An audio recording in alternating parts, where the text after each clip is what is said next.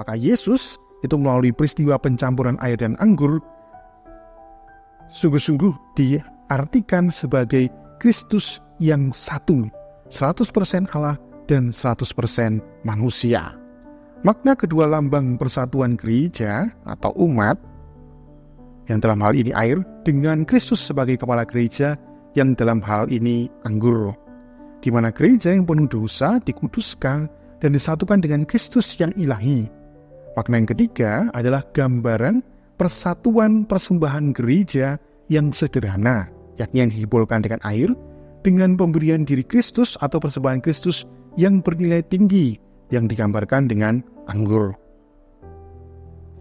Doa yang ketiga dalam persiapan persembahan yang biasanya didoakan uskup dan atau imam adalah doa yang berisi permohonan agar Allah berkenan menerima persembahan diri kita dan bahan-bahan persembahan, hasil bumi dan hasil usaha kita yang kita persembahkan kepada Allah. Doa ini biasanya didoakan sebelum uskup atau imam mendupai persembahan, atau sebelum uskup atau imam mencuci tangan di dalam hati, ia akan sambil membungkuk akan mendoakan doa tersebut di dalam hati, atau yang biasa disebut dengan doa secreto. Nah, pendupaan bahan-bahan persembahan itu memiliki makna pengudusan sekaligus ungkapan doa yang melambung ke atas seperti asap dupa. Jadi setelah imam mendoakan doa secreto yang tadi dalam hati, memohonkan agar dia sungguh-sungguh dikuduskan, dibersihkan, dan persembahan diterima, maka lalu setelah itu imam akan mendubai bahan-bahan persembahan itu. Nah, ini biasanya dilakukan pada misa-misa meriah atau misa-misa besar. Doa keempat adalah doa yang didoakan uskup atau imam saat ia mencuci tangan.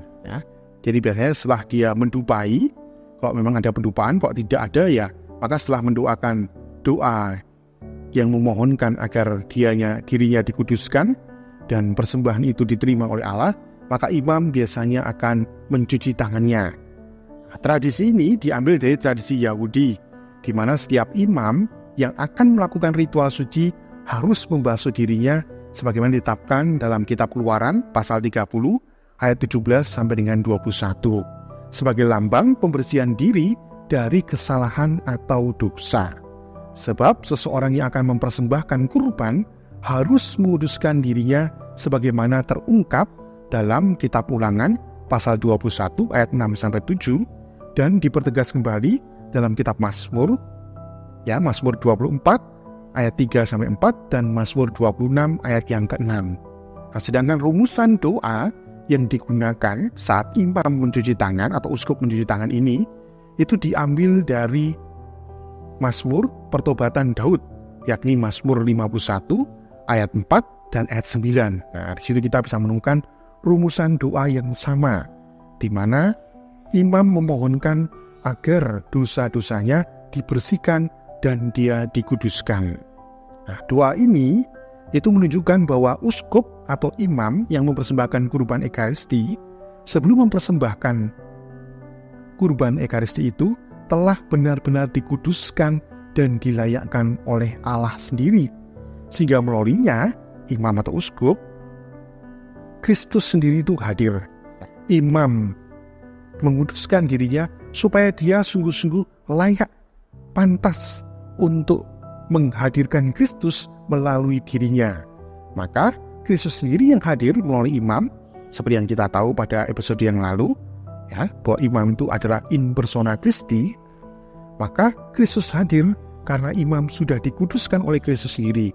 Maka imam sudah dilayakkan oleh Kristus sendiri untuk menjadi sarana kehadirannya, dan Kristus sendiri yang akan mempersembahkan dan menguduskan kurban ekaristi dalam berupa roti dan anggur yang adalah tubuh dan darahnya.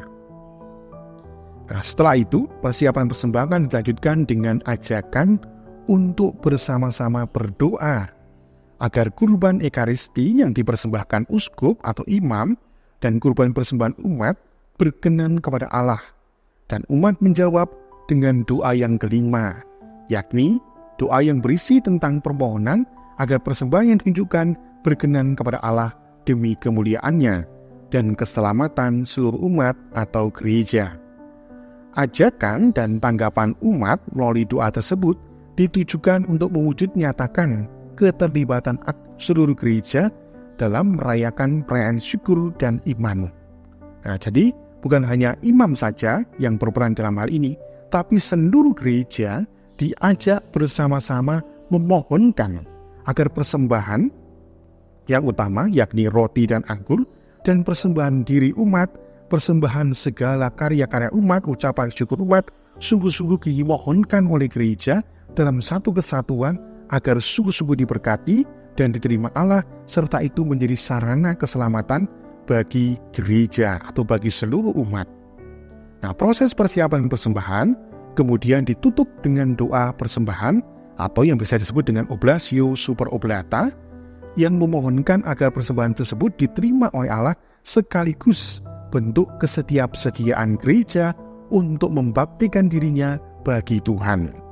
Doa persembahan ini juga merupakan doa yang mengantar seluruh umat untuk masuk dalam doa syukur agung.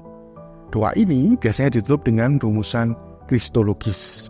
Nah, jadi setelah akhirnya imam mendoakan doa persembahan, maka kita tidak lagi berada dalam ritus persiapan persembahan, tapi kita sudah masuk dalam doa syukur agung yang kemudian diawali dengan prefasi.